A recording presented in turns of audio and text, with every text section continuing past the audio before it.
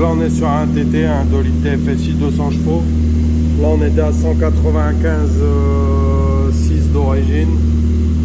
On est en train de lui faire un petit stage 1 parce que on va le mettre à l'éthanol, donc on va pas pouvoir aller chercher trop loin.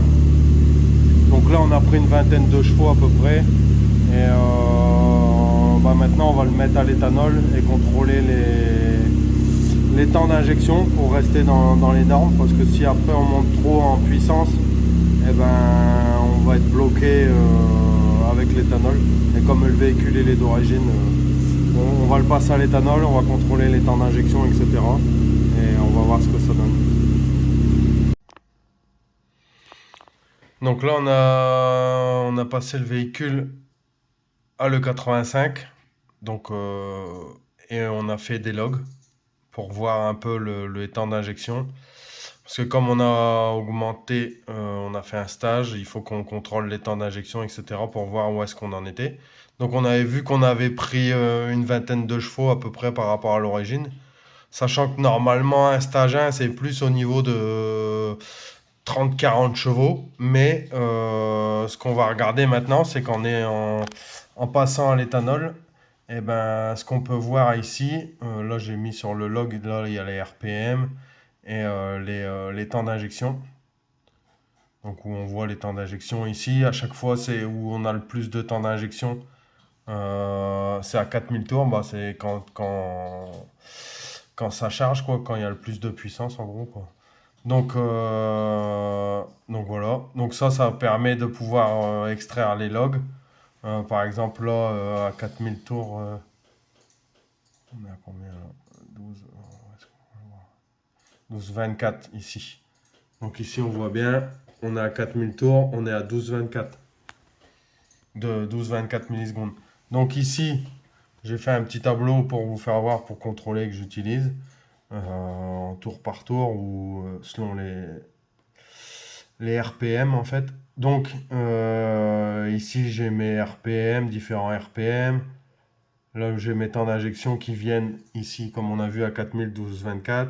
Et ici j'ai le résultat du T-Sig. Bon, c'est une formule à faire.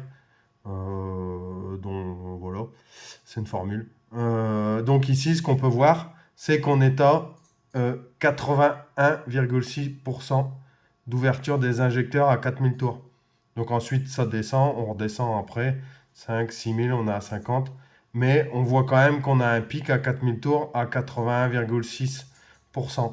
Donc concrètement, il faut qu'on garde la marge. En général, un injecteur, c'est autour de ces eaux-là. Après, bien sûr, on peut monter plus, mais après, ça reste dangereux. Là, c'est pas une prépa de ouf qu'on est en train de faire, hein. C'est juste un petit réglage qui va bien. Donc, il faut garder les marges qui vont bien aussi. Donc là, on sait qu'on a 81% d'ouverture.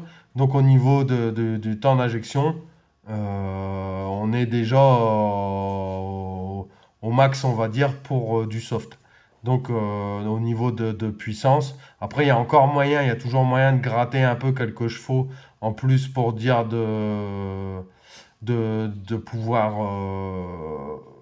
augmenter la puissance en tenant les temps d'injection, par exemple en jouant un peu plus sur les AFR et tout. Mais encore une fois, là c'est pas le but. Donc là, même si on n'a pas pris autant qu'un stage 1 normal, avec l'éthanol, on voit quand même qu'on est à la limite haute des injecteurs. Donc j'ai déjà travaillé pas mal au niveau de... C'est pas juste on augmente et c'est tout, on voit ce que ça donne au niveau des temps d'injection, hein. J'ai travaillé sur les cartos de tout ce qu'il y a avant les injecteurs aussi, hein. Je fais pas ça comme ça.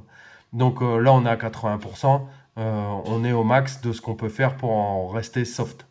Donc avec cette puissance-là, plus l'éthanol, on est au taquet pour ça, quoi. Donc voilà.